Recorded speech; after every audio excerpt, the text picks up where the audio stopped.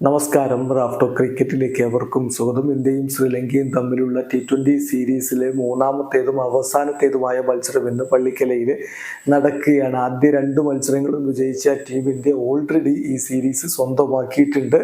പതിവ് പോലെ ഇന്നും രാത്രി 7 മണിക്കാണ് മത്സരം ആരംഭിക്കുന്നത്.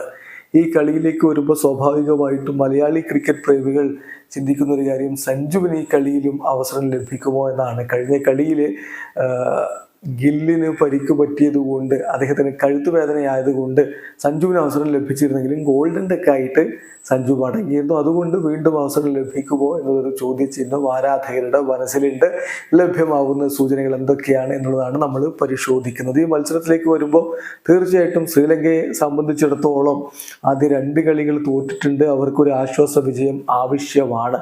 ആദ്യ കളിയിൽ നോക്കുക, അവർ മികച്ച രൂപത്തിൽ ചേസ് ചെയ്യുമെന്നുള്ള തോന്നൽ ഉണ്ടാക്കിയിട്ട് പിന്നെ അങ്ങ് കൊളാപ്സ്ഡ് ആയതാണ്. അവസാനം 9 വിക്കറ്റുകൾ വീണത് 30 റൺസിനാണ്. രണ്ടാമത്തെ മത്സരത്തിലോ അവരുടെ അവസാന 7 വിക്കറ്റുകൾ വീണത് 32 റൺസിനാണ്. ടോപ്പ് ഓർഡർ നന്നായിട്ട് ഫയർ ചെയ്യുന്നുണ്ടെങ്കിലും മിഡിൽ ഓർഡർ കൊളാപ്സ്ഡ് ആവുന്ന കാഴ്ചയാണ് നമ്മൾ കഴിഞ്ഞ 2 കളികളിലും കണ്ടത്. അതിൽ നിന്നൊരു മാറ്റം അവർ ആഗ്രഹിക്കുന്നുണ്ട്. അതേസമയം ഇന്ത്യയുടെ ഭാഗത്താണെങ്കിൽ ആദ്യ 2 കളികളും വിജയിച്ച് ടീം ഇന്ത്യ ഇപ്പോൾ പരമ്പര സ്വന്തമാക്കിയിട്ടുണ്ട്. അതുകൊണ്ട് കഴിഞ്ഞ സീരീസിലൊക്കെ നമ്മൾ കണ്ട പോലെ തന്നെ എല്ലാവരെയും കളിപ്പിക്കുക എന്നുള്ളൊരു പോളിസി ടീം ഇന്ത്യ തുടർന്നേക്കും.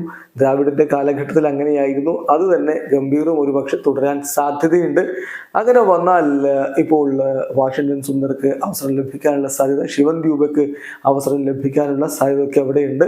എന്നാൽ സഞ്ജു സാംസണിനും റിങ്കുവിനും ഒക്കെ കൂടുതൽ ബാറ്റ് ചെയ്യാനുള്ള അവസരം കൊടുക്കേണ്ടത്, അതുകൊണ്ട് അവരെയും നിലനിർത്താനുള്ള സാധ്യതയുണ്ട്. പ്രത്യേകിച്ച് ഇപ്പൊ ഗില്ലിന്റെ പരിക്കുമായി ബന്ധപ്പെട്ടിട്ട്, അദ്ദേഹത്തിന്റെ കഴുത്ത് വേദനയുമായി ബന്ധപ്പെട്ടിട്ട് കൂടുതൽ വിവരങ്ങൾ പിന്നെ പുറത്തേക്ക് വന്നിട്ടില്ല. ഇനിയിപ്പോ ഏകദിനത്തിന് ഗില്ലുണ്ട് എന്നുള്ളത് കൊണ്ട് ഒരു പക്ഷേ അദ്ദേഹത്തിന് വിശ്രമം അനുവദിക്കാനുള്ള സാധ്യതയുണ്ട്. അങ്ങനെയെങ്കിൽ സഞ്ജു തന്നെ ഓപ്പണറാകും എന്ന് വേണം കരുതാൻ.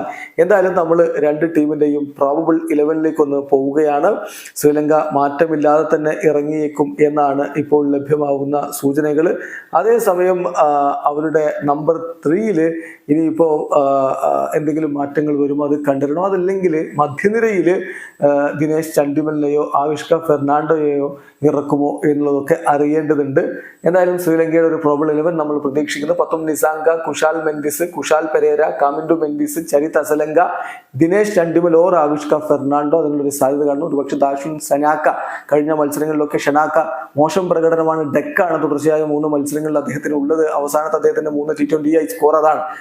അതുകൊണ്ടൊരു പക്ഷെ അദ്ദേഹത്തെ പുറത്തിരുത്താനുള്ള സാധ്യത കാണുന്നു. അങ്ങനെയെങ്കിൽ ദിനേശ് ചണ്ഡിമലോ ആവിഷ്ക ഫെർണാണ്ടോയോ നമ്പർ 6 കളിക്കാനുള്ള സാധ്യതയുണ്ട്. ദെൻ വാനന്ദു അസരങ്ക, റോമേഷ് മെൻഡിസ്, മഹീഷ് തീക്ഷാന, മദീഷ പതിരാന, അസിത ഫെർണാണ്ടോ, ഇങ്ങനെയുള്ള 11 കൊണ്ട് ശ്രീലങ്ക ഇറങ്ങാനുള്ള സാധ്യത കാണുന്നു. അതേസമയം ഇന്ത്യയുടെ ഭാഗത്ത് യശസ്വി ജയ്സ്വാൾ, സഞ്ജു സാംസൺ, സൂര്യകുമാർ യാദവ്, ഋഷഭ് പന്ത്, റിയാൻ പരാഗ് ഓർ വാഷിംഗ്ടൺ സുന്ദർ.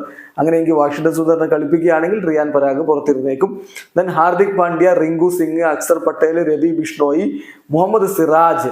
ഇനി ഖലീൽ അഹമ്മദിനെ കളിപ്പിക്കാൻ വേണ്ടി ഒരുപക്ഷെ ഹർഷ്ദീപ് സിംഗിനെ പുറത്തിരുത്താനുള്ള സാധ്യതയും കാണുന്നു. ഇതാണ് ടീം ഇന്ത്യയുടെ ഒരു പ്രോബബിൾ ലൈനപ്പ് നമ്മൾ പ്രതീക്ഷിക്കുന്നത്. എന്തായാലും കഴിഞ്ഞ 2 മത്സരങ്ങൾ നടന്ന പോലെയുള്ള പിച്ചിലല്ല, ഫ്രഷ് പിച്ചിലാണ് കളി നടക്കുന്നത്. മികച്ചൊരു പോരാട്ടം ഇന്ന് നമുക്ക് കാണാൻ കഴിയുമെന്ന് തന്നെ പ്രതീക്ഷിക്കണം. വീഡിയോ അവസാനിക്കുന്നു. ക്രിക്കറ്റ് ലോകത്തെ കൂടുതൽ വിശേഷങ്ങളുമായി റാഫ്റ്റോക്സ് എത്താം.